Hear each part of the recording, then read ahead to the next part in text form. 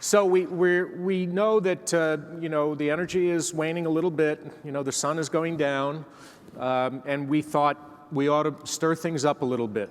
So we called our friend in Oman, and we had him fly over here from the Middle East to join you to talk about cybersecurity, because really all of us think this is potentially an intractable obstacle to progress. And the good news is that there are great minds like Ali working at this problem. In his case, he serves as the Director of Information and Communications Technology Research inside Oman's Research Council in the capital city of Muscat. And Ali, the floor is yours. Welcome. He's got a very tough assignment. Solve the cybersecurity problem in 14 minutes. Oh my God. Thank you, Yoda. So how do, okay. Green is good. Good. Thank you. So my name is Ali. I'm from Oman. In case you're wondering, it's a country in the Middle East. It's not one of the states. And yes, with all the problems happening in our part of the world, we're still thinking about sustainable and smart cities. So that shows how optimistic we are. All right, so if we take an average person today, how many internet-connected devices does an average person has? Maybe 1, 2 smartphones, a tablet, a smartwatch, for example. According to Cisco and other studies, the number of internet-connected devices will jump up to 50 billion devices in 4 years' time, in 2020. And if you look at these devices, they are, or many of them will be part of the city infrastructure, such as smart meters, street lights, smart street lights, trash bins, and so on and so forth. And these devices are going to be interconnected, and they are going to be connected to the internet as well, as we expect that future cities will be internet ubiquitous, where internet connectivity will be everywhere, in every open space, metros, stadiums, and so on and so forth. So with the increase in the number of devices, with internet availability, comes a huge amount of data. And big data will play a big role, and real-time data. So our future cities will be data-driven as well. So these are the pillars of future cities in terms of technology: IoTs, data, internet connectivity. Future cities will run on software. The systems and infrastructure will run on code. And you all know what that means. When you automate systems, when you are able to remotely control systems, you invite attacks. And cybersecurity attacks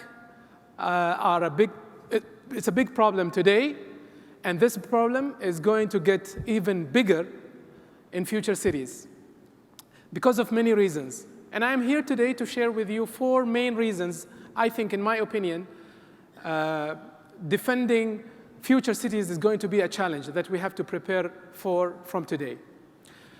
The first challenge is future cities are going to be a complex system of systems. We're going to have verticals such as smart electricity, smart mobility, smart water, smart waste. Each vertical is complex on its own. In future cities, we are going to integrate all these different verticals. Integrating them creates a complex system. Cybersecurity attacks breed on these complexities. Attacking one vertical, take electricity, for example, blacking out a city, will have the problems will propagate to other verticals as well. When your city is blacked out, your telecommunication sector is disrupted, transportation is disrupted, and so on. So with such complexity, cyber attacks gets propagated, and it's difficult to contain and trace the origins of the attacks. So that's the first challenge. The other challenge is, with more IoT devices getting connected, everything gets an internet interface. All our legacy systems gets internet interface. We have a wider attack space. The city can be attacked from anywhere, from garbage bins, from CCTV cameras, and so on.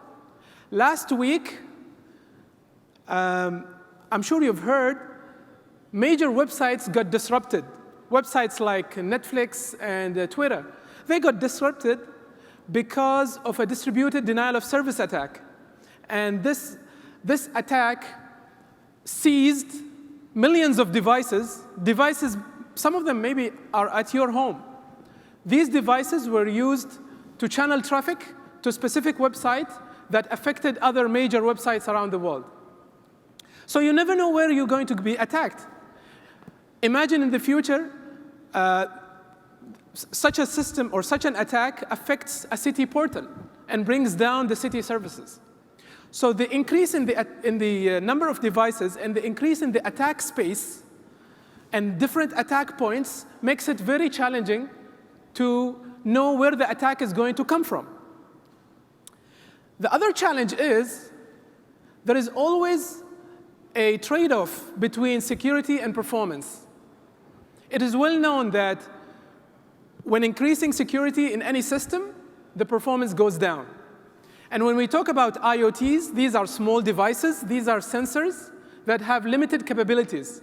And when you have sensors with limited capabilities, manufacturers of these sensors, they often don't add security layers, because adding security layers lowers the performance, and it makes it less convenient to use.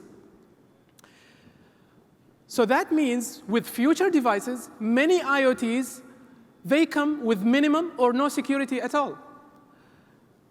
Recently, drones were attacked simply because there were no security whatsoever. Now think of all those devices that come with no security.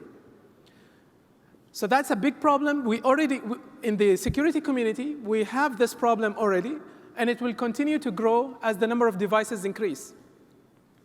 The fourth challenge, we live in an exciting time now. We have innovative and disruptive technologies are getting commercialized, like self-driving vehicles, artificial intelligence, quantum computing, and so on and so forth. So these devices, or these new technologies, bring new opportunities, but at the same time, they bring new wave of threats. Some of them we don't understand, and some of them we cannot anticipate today. So imagine your self-driving car. Imagine it's a self-driving taxi, and you are a tourist, someone like me arriving to San Francisco who doesn't know where to go. And the self-driving taxi is taking me somewhere, I don't know where. That taxi is actually hijacked, and it's locked down, and it's taking me somewhere, I don't know where exactly, but I have to pay a ransom to go back to the hotel. And I have to pay it in Bitcoin, for example. So these new technologies are fantastic, but who knows what's going to happen in terms of security? Another example, we all know about machine learning and how machine learning is going to help decision makers to make better decisions. So imagine if your mayor, your next mayor, is using machine learning algorithms to help detect patterns and come up with better decisions. What if the algorithm is being compromised, and it's compromised by a group that change the outcomes so it suits their purpose for a special interest group?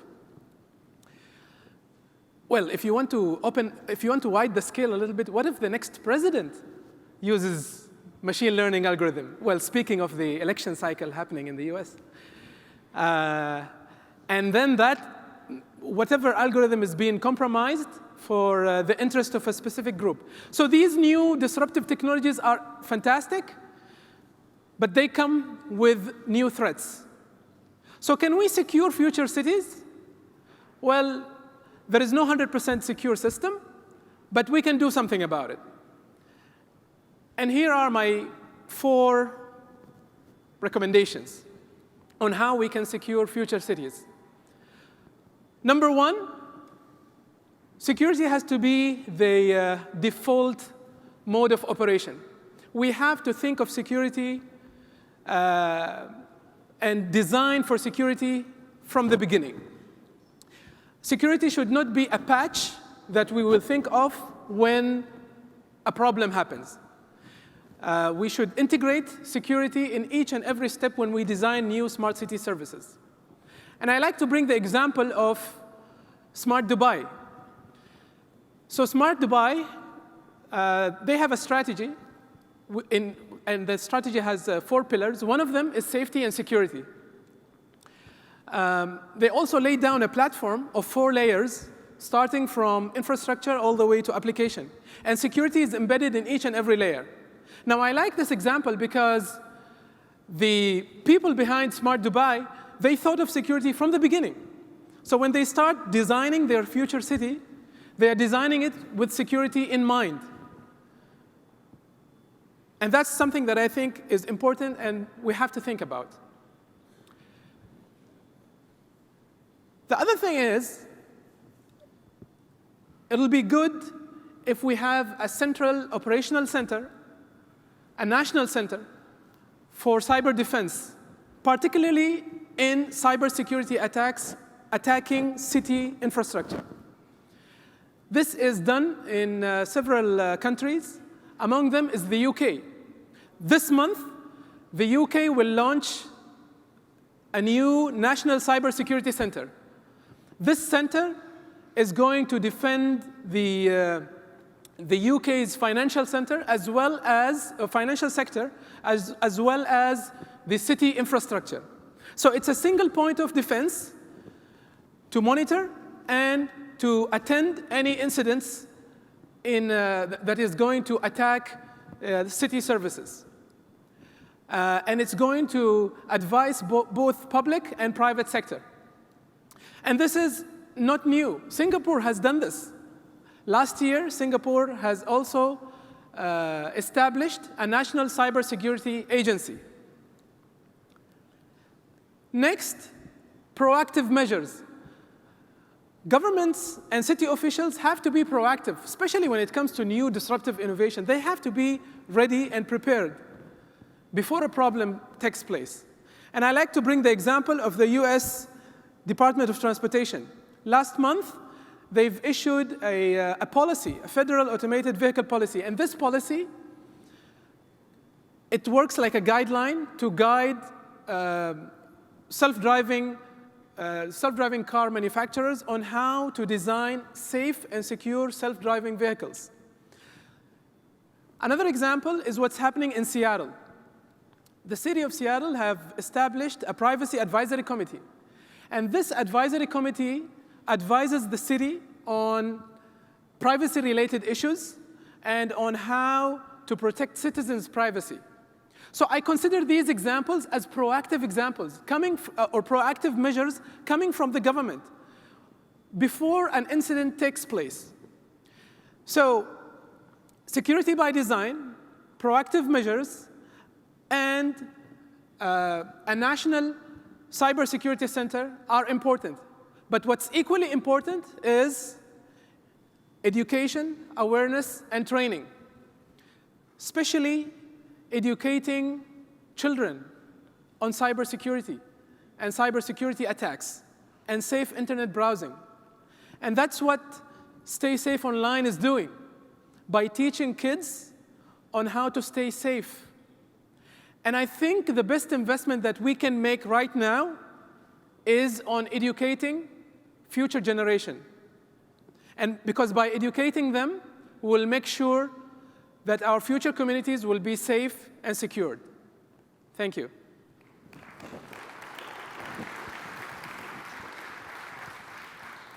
I did it.